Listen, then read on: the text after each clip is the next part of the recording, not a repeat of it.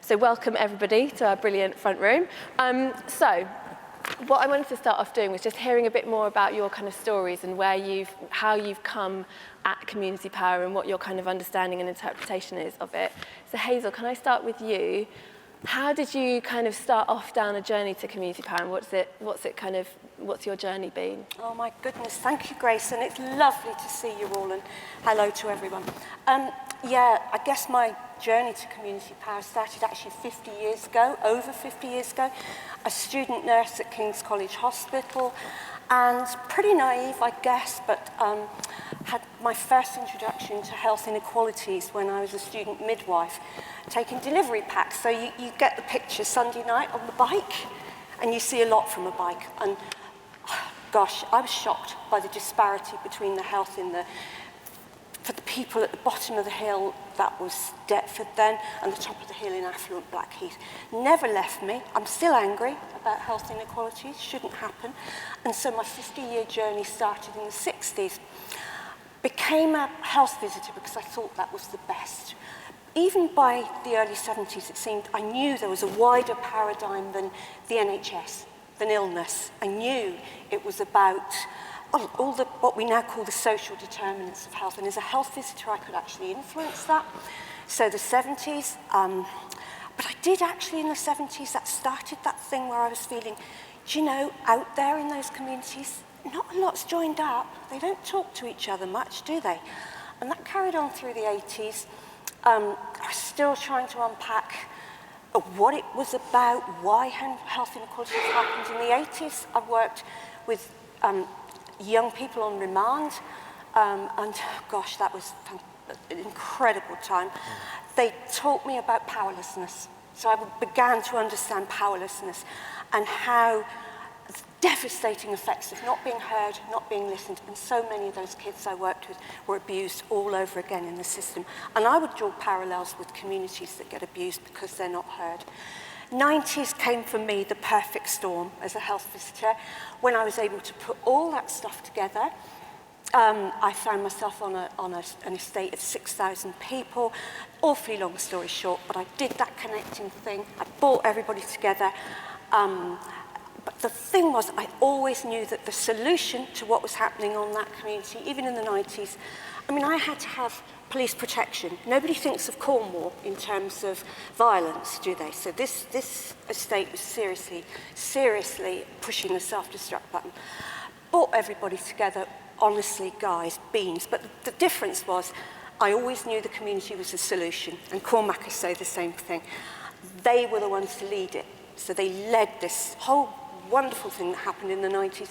Within 2 years, we had the most amazing outcomes. Exeter University came along and helped me bottle it so that I could transfer it. Now we're talking, it's gone from, I like saying this, I like a bit of alliteration in C2, Camborne to Kilmarnock, Skegness to Stoke-on-Trent, all over the country. There's communities doing it for themselves, because I didn't mention the words, did I? Place-based partnerships that are community-led. And I think that's my bit done and dusted.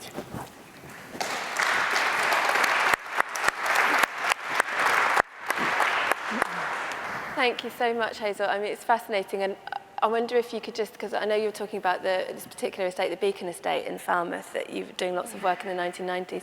Can you just, when you say you kind of changed that relationship with the community, can you just describe a bit what the community was and what you actually, how you began that kind of process of shifting? Sure, I can. And underlying what we do, and this is what the joy of working with incredible academics, because I went to a rough old secondary modern, and when Exeter University made me a research fellow, and my gosh, that felt amazing.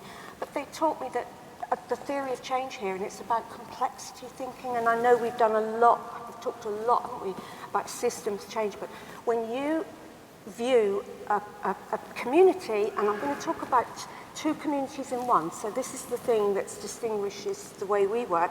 We see two communities in one. We see the people who live there and the people who work there. And we see the people who work there as a parallel community, equally in need of connecting and of having their capacity released. When you bring those together with the residents, who are just the most, I mean, seriously guys, they empower us. Don't ever think we have to empower a community, they empower us. So basically, sorry I haven't answered your question. A complex adaptive system, the distinguishing feature is it's capable of transformation, and I'm talking transformation. So when I say places like Skegness and Margate and Camborne, they've transformed and they've stayed transformed. So complex adaptive systems can transform, but they also create a new order, and that's where your community power comes in. Because so often when communities haven't got a voice, it's because the power is in the wrong place, yeah? Great, thank you so much. Cormac, I just want to turn to you. You're obviously well known as a kind of proponent of ABCD. Can you kind of talk us through what that means in practice? Sure. If it's okay, I'm going to just call up a quick slide here. Yeah, there we go.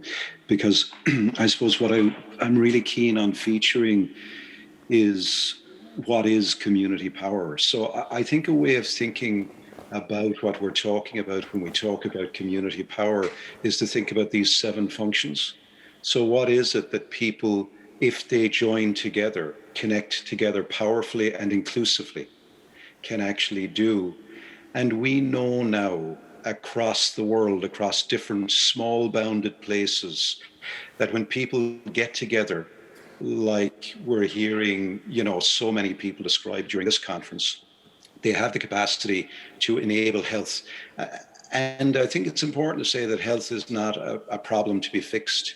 It's a condition to be lived if you're going to have a well and meaningful life. So 85% of what determines health is actually related to health assets in the community sense rather than medical assets. So it's a social and a political reality. And it's true as well with security. Over and over again, we see when communities collectivize and neighbors and residents know people by first name and they associate in the built environment, the place gets safer. It's the same with ecology. I don't know if we have anybody from the Isle of Egg in Scotland here with us, but they're the first community of place to go off grid in 2008 and to rely exclusively on solar and wind energy.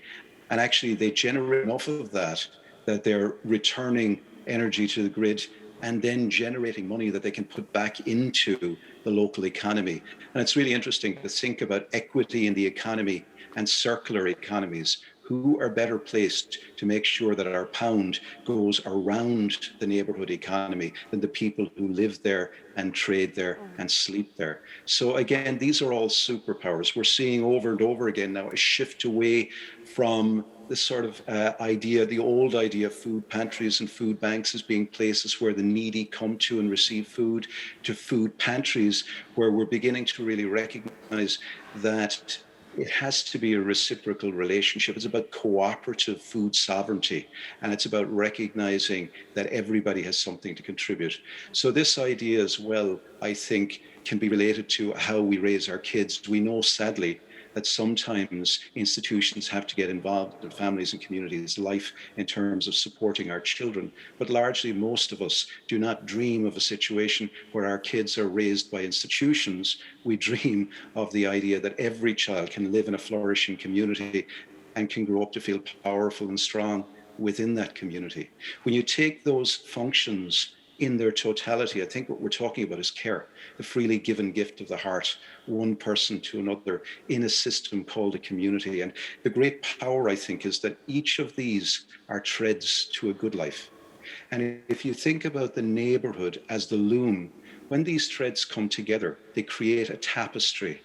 And that tapestry is community power. So I think rather than talking about ABCD, which is an approach, I think it's better to talk about what it is that puts communities at the center of a flourishing future. And that's what I'm interested in. Thanks very much. And you've talked a lot about the kind of, and the implication of this is the kind of the functions of the community and the limits of the system is the kind of other side of the coin, and the kind of encroachment of the system into these functions. How does that kind of manifest itself in your work with communities?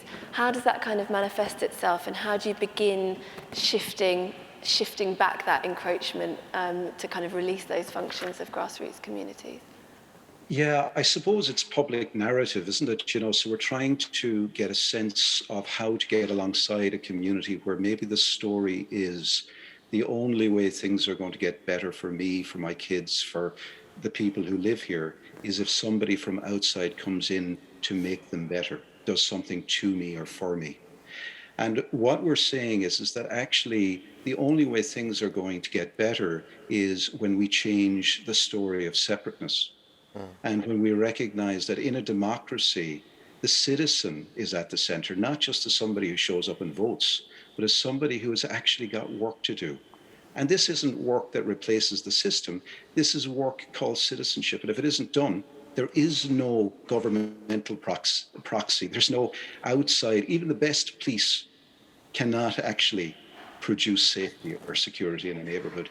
So what's exciting, and I think Hazel touched on this, is over and over again now we're seeing in Leeds and Bristol and a range of other places really sensitive professionals who understand that our job is to get alongside communities to change the story, to help them recognize in a democracy that the role of the professional is defined as that which happens after the important work of the citizen is done.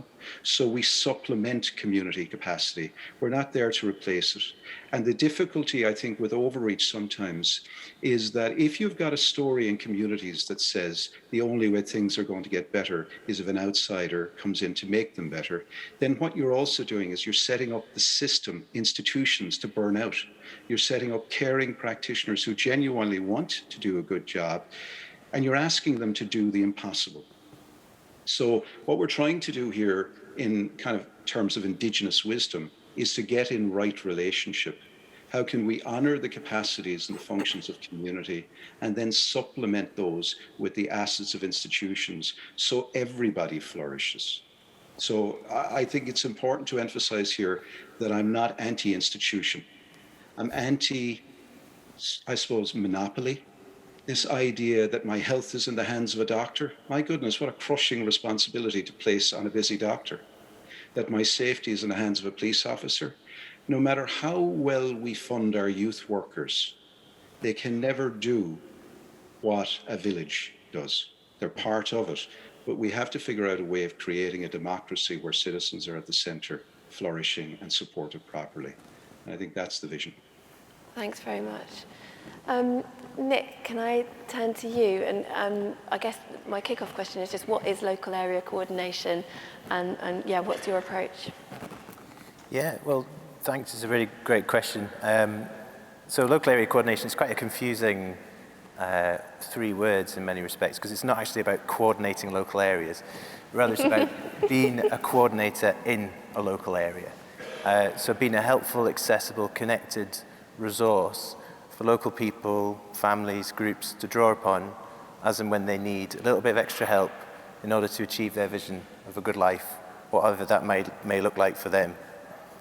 And it's a philosophy and an approach that was born out of Western Australia back in the 1980s. It's actually been established in different parts of the world, and it's been in this country for well over 10 years now, and well established in different parts of the country. It's actually led by local authorities, interestingly. So this is the bit of community power that's about trying to have a different relationship with communities from a sort of institutional setting, an institutional context, and actually doing services differently, doing public services differently. So instead of people having to be signposted out of their communities into a service setting and pathway when something starts to go wrong for them in their lives, which it does for all of us, doesn't it? There's always a point in our lives, or our families' lives, or our friends' lives, where we need to draw upon external support in order to live our good lives. So instead of people having to leave their communities for that, they have a local, accessible, local area coordinator available in their community who they can connect with and talk with and build a relationship, a trust with over time. And there's no eligibility criteria in this, there's no assessment point, there's no pathways, there's no referral system. This is just about relationships. This is about local people connecting with that local area coordinator and going from there. And there's no time limits on it either. One of the fundamentally important things about local area coordination is that it's local. And we have a fairly strange kind of perception of place these days, I think. Place has got really, really big. But when we think about place for ourselves and what it means for us as individuals, That's typically our estate or the sort of neighbourhood that we live in. And even the word neighbourhood, that's got pretty big now, isn't it? If we think about primary care networks, that's 30 to 50,000 plus is what a neighbourhood is typically referred to. So this is local. This is about working up to a population of around 8 to 10,000, but it's adjusted differently for different settings. And the work we do at Community Catalysts, and by convening this network of local authorities who are doing this, of which there are 12 currently in England and Wales, many of whom are in this room today. Hello, I can see 2 of them right there, waving from Yorkshire, York and Kirklees. Is to convene this network of being a learning community, really, a practice network where people can connect with each other and understand what are these design principles that we work to, what are these features, and what are these underlying values that direct the way we do things. So rather than working from a set of KPIs and saying, these are the outcomes we expect you to achieve if you're going to engage with this service, we want you to be healthier, we want you to do this, you strip all of that away and you start with a conversation about what is your vision of a good life, what do you already have within your gift to achieve that, within yourself, your family, your support network, what does that look like, what is available on your doorstep within your local community that you might want to tap into, or the amazing stuff that's going on in that community. And finally, what role, if any, do services play in helping with that? And if you do need to draw upon formal services, how can those formal services enhance your good life and you not get lost in that system, you not become a statistic or someone who's passed around a system from pillar to post. So that's the kind of idea of it, the philosophy behind it, I suppose, but it's fundamentally based on the idea that that local area coordinator is only in that community. So they never work in a council office, civic centre, town hall, or wherever it might be. They're only based in and alongside that community all the time, working out of community touch points, like libraries, community centres, meeting people who might be accessing food banks or whatever it might be. Anywhere people are in that space, that's where you'll find that local area coordinator talking to people. And people can introduce themselves directly. That can come from a friend or a family member. It could come from a social worker. It could come from anyone and anywhere. And it's just taking away all that kind of process and just focusing on the relationship and focusing on the power and assets of that local community, the power and assets of that individual, and not losing someone in sight of their service label and their deficits.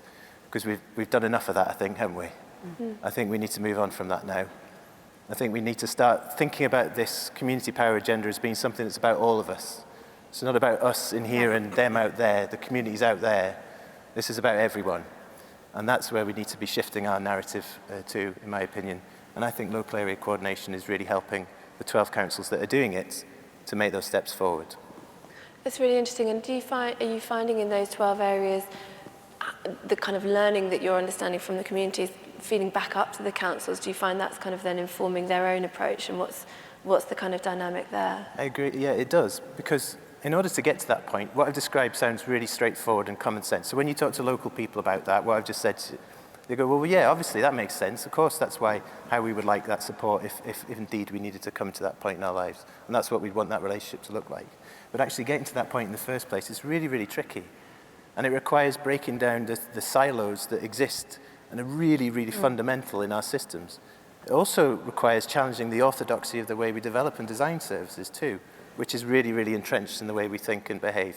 But I find when you speak to people who work for local authorities, when you speak to people who work in health systems, they feel just as trapped in that system as anyone else and are trying to break out of it. No one came into public services to work in this way, I think.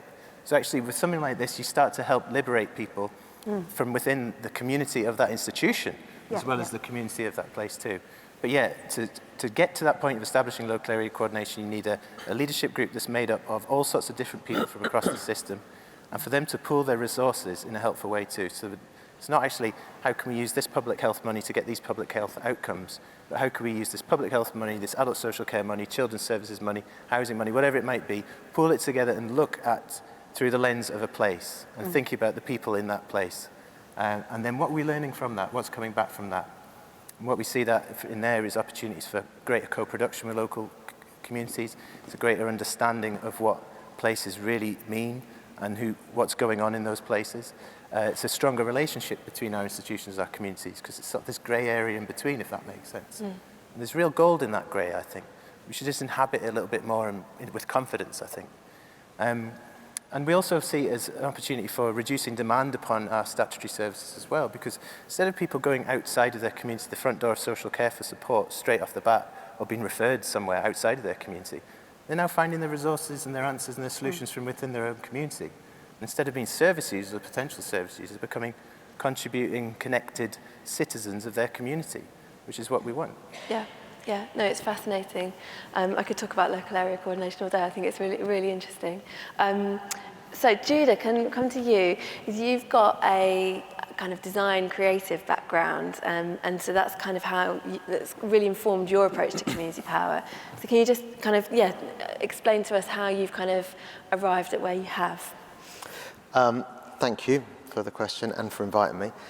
So the journey started when I came to this country. So I was born in Tehran, capital of Iran, and experienced what it's like to feel an immigrant growing up here as an outsider. For a whole range of reasons I won't bore you with, but when my parents divorced, my mum moved to Israel. And not only did I now start having in my British passport stamps for Tehran, but I also started having stamps for Tel Aviv, right? That was me done for the rest of my life, right? Any kind of travel, as soon as they flick through the passport and they're like, Tehran, Tel Aviv, constantly. So in all those spaces, grew up with knowing what it's like to feel an outsider and actually not feeling embraced by any of those communities. But also, not just an outsider, but also seeing different ways of doing something. So seeing how a cafe is actually in Tehran or in the West Bank is like a kettle and a cooker and some paper plates, whereas a cafe in London was like 40 grand and a business plan and all that kind of stuff. So it had its cons and pros as well. But there was a feeling of what it's like to be an outsider. The second thing that led me to that was about being 8 or 9, and I remember seeing the manual, not that people read manuals these days, but like the manual for my mum's hairdryer. And at the very back of it was an exploded drawing. And it was all the components of the hairdryer like exploded and it had like numbers and listed. And I just remember thinking, that's super cool. They're like, do they know they're giving away the secrets for how this hairdryer is made? Like, I could just go off and make one. And so I become more interested in how things were made and put together, which led me on this narrative of design, and I went and studied at St. Martin's product design, which then taught me about craft and how we make things, right? So after a decade of essentially being an idiot and not really knowing anything about myself and making all the mistakes that you would do, I suddenly realized, what if I could put together the narrative of like an outsider and finding ways back into society with the narrative of making things, but a more upstream way. So instead of making a table, what if we made an enterprise? Or what if we could apply that same pedagogy or that same approach to design that I've learned and relearned and got drilled into me to how we might design policy or a government? So that's where it started from, and I took this new framework and was like, yeah, I'm going to work in decades. I'm going to work a decade in homelessness, a decade in the criminal justice system. And in the spirit of transparency, after a decade of homelessness, I failed miserably. I housed people probably when they weren't ready to be housed. I got people into jobs when they didn't have the skills to get jobs, thinking that, you know, design could solve it in some way. And it's only when I started working in the criminal justice system about 7 years ago and seeing about how design can in collaborative narratives be able to create better ways of doing life that I began to see some of those threads. So it took a long way to get there and lots of failure. Yeah. I want to come on to this kind of failure point because I think it's a really important aspect of how you kind of, how things iterate. So what was your kind of, light bulb moment then? How, when you were talking about working with the criminal justice system, what was your approach? In the criminal justice? Yeah. Oh, well, the light bulb moment was like, as Cormac has mentioned earlier, is that actually, you know, it's not about a syndicate or an agency or Don Draper coming in to solve a situation. it's actually the skills are all there within everybody that was in that room. And it happened to be, it was in a class B, a B category prison, where that light bulb moment came, and I went to a particular jail and I was like, hey, I've got some ideas about creativity and blah, blah, blah. And they're like, yeah, sure.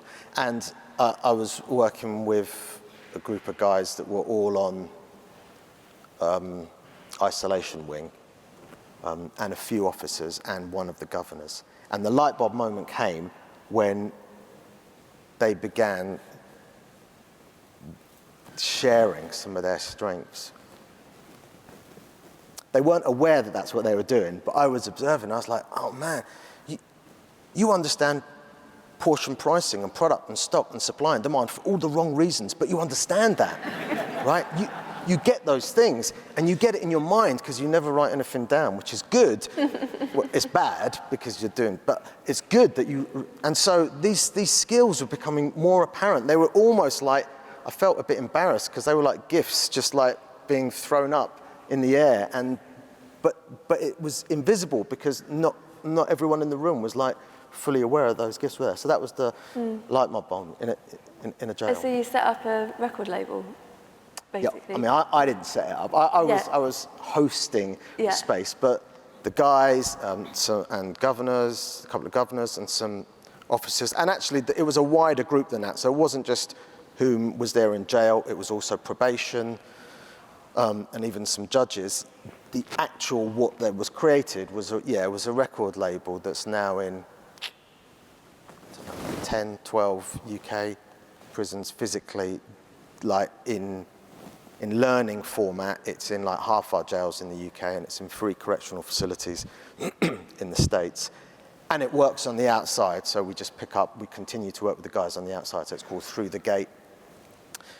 We're going now 5 years, we've got a reoffending rate of less than 1%, and we're releasing music through Sony, and the guys are playing at Latitude and stuff like that. But it came from them, right? And not just prisoners, not just people on probation, but also officers, governors have a role to play. So they created this record label. Yeah, I mean, it's really,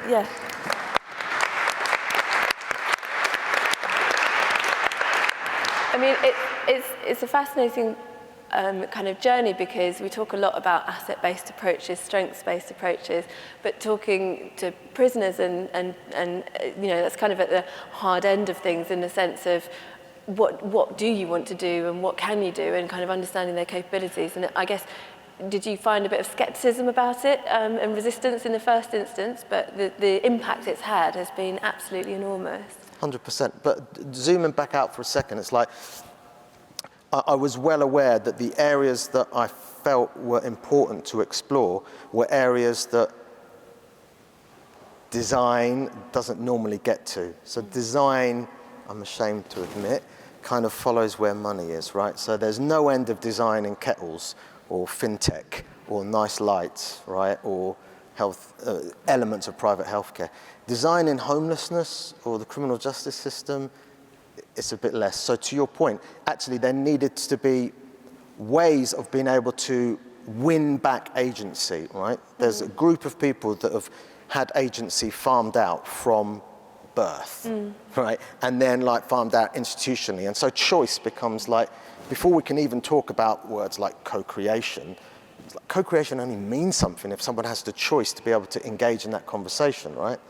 So how do we, our starting point shouldn't be, right, that's cool, we're going to do something co-creative. It's like, we need to win back some choice and agency. And so there was 100% there was skepticism, but we needed to build the safe and enabling environments for trust to happen, which meant regularly meeting with the guys in jail and actually having spaces where there was no agenda, which was totally not the way that jails like to operate.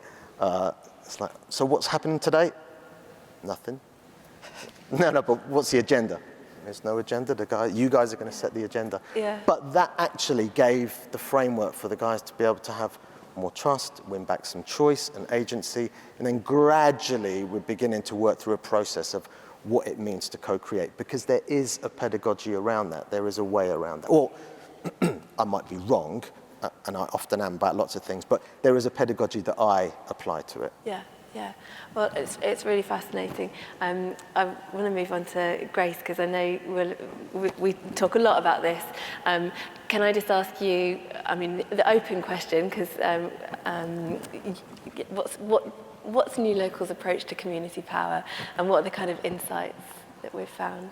Right, well, I've got a hard act to follow after all of you now. So I guess the first thing to say so hopefully I'll tell you a little bit about where we are with community power at New Local, but I think the first thing to say really is that we are inspired by, I mean, all the amazing work we're hearing up here, all the amazing work of all the people out there, that, you know, this is really a movement building, so we very much see ourselves as just trying to give a voice to that, to give a platform to that at events like this. So I think that's probably the first thing to say. In terms of, obviously, we do research and we do policy, so we do like definitions at New Local a little bit, but we recognise with community power that it's something a bit more, it's more organic than that. It's something that, for us as an organisation, I guess, our interest in it has grown over the last 3 years to really the main thing we now focus on, starting with the work that Jessica and Adam did on the community paradigm, and then really growing from there. And I guess the reason why really is we've really seen that resonate with councils, who we primarily work with through our network, but also increasingly other parts of the public sector as well, really resonating to the really big challenges that the public sector faces. I guess in terms of how we understand community power, we're trying not to think about it just as, I really think, as everyone said here, not just one practice or one approach, but really we often talk about like a principle. So there's a principle for us that kind of underpins all of this, which is about seeing the expertise and the knowledge that people and communities have. And I guess for the public sector, it's about how we understand that, and then also how the public sector starts to think about that in terms of how they work with people and communities. And as I said, like, I think we've really seen the appetite for that grow in our network, real interest and ambition around trying to work in this way. But I think the big challenge we've often seen, and what we really try to speak to in a lot of our work, is there's loads of amazing things going on.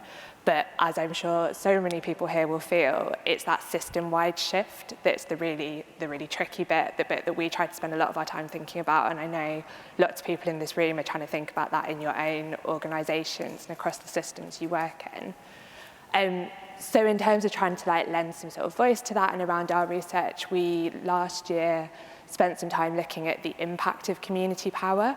I think anyone working in these approaches knows that often the way we talk about impact and KPIs and measurement in the public sector, that's really difficult with the kind of work we're talking about here, and it can often feel frustrating. But we tried to look across at what impact you could see from the work that's out there at the moment, and there's a wealth of things out there, and I think everyone in this room knows it, from the impact on people's health and well-being, on community health and well-being. We saw work that was working around enhancing, democratic participation, trust, cohesion. And then a really big thing for the public sector is also the way that through working differently with people and communities, we can really start to be serious about that prevention agenda as well. So I guess really, just to say, like, it's incredibly inspiring to sit up here with all of you, but also to hear, I've been on New Local's stand for the last 2 days, and just hearing the ideas and energy that everyone's bringing. And really just to say that, community power isn't one thing, and it's not set in stone, it's changing, it's evolving, and it's evolving right here in this room and with the communities that everyone's working with. So it's really exciting to be part of that conversation. Thank you so much. We're already running out of time. I feel like the time's gone far too fast. I'm afraid I'm going to have to be asking you I'm going to ask you each the same question, but just kind of any final kind of thoughts as well at the same time would be great. But we've got an audience of people here who are either kind of working within the public sector, trying to kind of enable some of this stuff, or working in various kind of community organisations, doing this stuff kind of on the ground. What's the kind of biggest barrier you think to community power, and what can people who work within institutions do to try and make it easier for this stuff to be, as Grace says, kind of part of the logic of the system rather than working against the system? But what would be your kind of key message? Cormac, can I go to you first? Thanks, Jessica. Yeah, I suppose there's 3 shifts. One is the shift away from this assumption that we deliver the best solutions and we have a monopoly on the best solutions. We can take that yoke off our shoulders and actually start with discovery instead of delivery. So discover, we can't know what a community needs until we first know what a community has. So start with discovery, start with curiosity. If we're privileged enough to get a salary to be paid to come alongside, it's a great honor. So we can take that pressure off and start there. So that shift from delivery to discovery is the first. The second, I think, is the shift away from content to contact, to really emphasize the importance of relationships and indeed supporting relationships at local level. We, I think, rely too heavily on community engagement. I have lost all confidence in community engagement.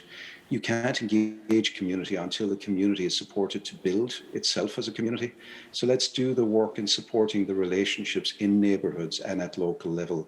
And then we can engage, and then we can talk about power. So start with, I think, that piece around shifting away from our content and really emphasize contact. And the final one is to shift away from an obsession around problem solving and focusing on what's wrong as a starting point, and start with what's strong and use that to address what's wrong and make what's strong even stronger. Thank you. Grace, can I? Sorry. Grace, can I go to you? So I think the big reflection I would have, and from in my job getting to spend lots of time talking to people across the public sector trying to work on this, I think the challenge that comes up over and over again is around leadership. And I don't just mean leadership at the top of organisations, but what that means for leadership across organisations, in communities. And at our stall over the last couple of days, we've been asking people, we've got lots of post-it notes, we've been asking people what community-powered leadership means. And there's just been like the most amazing set of answers, but like some sort of really common themes that come up around listening, but also hearing, around how to listen to your communities, but also to people working the front line in your organisations, because they really understand a lot of this and are much closer to those issues. And also what it means to that model of leadership that is much more participatory and enabling. And that's true, as I say, like not just at the top of organisations, but if we're really going to start shifting systems, that's for everyone in this room, that's for everyone in your organisation to start thinking about what your role is as a leader around this and as a community-powered leader. So I think that would be my big reflection. Thanks. Nick? Yeah, I think I completely agree with that last reflection there, that we have to try and think outside our job titles, think laterally across the organisations that we work in, and try and almost take a community building approach within the institutions that we work in. So who are the people we don't know? How can we connect with them? How do we find out more about what they're doing? And think outside the silos that we're kind of forced to work in. Obviously, don't abandon that work, but how can we start to move those boundaries a little bit? And I think place is really important in this, and really being clear about what we mean by place, and trying to really focus on place, and then coalesce a lot of that work around those places. And it doesn't have to be every place within the boundary of where you're working, I think, but it's about equitable investment in certain places, and trying to bring lots of different people who are interested in positive outcomes together to think about the boundary of that place being a really important unit within that. And then I think finally as well, just trying to keep your citizens, community members' hat on as we go into work, really, and not necessarily taking that off. And trying to think about what all of this means for us personally in the work that we do and our relationships that we have within our own communities, within our own friendships and networks. So those would be some of my kind of reflections. Great. And tell stories. Tell stories. Tell as many stories as you can, and try and listen to as many stories as you can. Thank you. Hazel? Oh gosh, I sit here listening to everybody and I've loved it all, thank you. Right, can I make a plea? I know Adam did this yesterday. Can I make a plea? Can I get a pledge from all of you guys that we start using different language when we frame the kind of work we do? Could we stop talking about bottom up, top down? Could we? Could we stop using the word deprived? It doesn't matter if that's I'm sick of hearing top down, bottom up. I've heard this for 50 years. Let's start talking from community-centred, inside out, outside in. I would say that social, that providers are on the outside. Power lies in the centre. Never use the word deprived. It's an insult to all those people who live in very low-income communities. Go on, put your hands up if you're going to stop using that language. Thank you. And my final word, and I would be doing my lovely colleagues all over the country a disservice. This stuff is about health creation. I had to come up, I couldn't find a definition on the internet, so I came up with my own. This stuff is about the enhancement of health and well-being that occurs when a community or an individual gains a sense of hope, mastery and control over their own lives and their immediate environment. All of us have got a huge cost of living crisis coming up, haven't we? And it's going to affect us all, and we're all in the same boat. Finally, can I finally say, and this is for my lovely colleagues, my C2 family, we're a family all over the country. To my C2 family, they said to me, Hazel, please tell them, everybody, it's all about love. It's all about love, what we do. Love and compassion. Great, thank you. Policymakers, listen. And your comments about language are very well received. Thank you. Judah, final thought from you. Cool. So, for me, and I can only speak from my experience, usually the barriers are around complexity and about understanding and drowning in an ocean of information, right? So, when I'm about to collaborate on anything, before you can make something, it's really helpful to make sense of something, right? And there are essentially 3 areas that we go to like doc information. There's like big data, which is cool because it covers a lot of people, but it's problematic because it tells us very little about a lot of people, but an important go-to. Small data in terms of like the conversations that take place, and that's great. And the stories and the case studies. And this tells us a lot about a small group of people. So both of those things are important. But a third area is, I can't think of a better thing other than calling it warm data.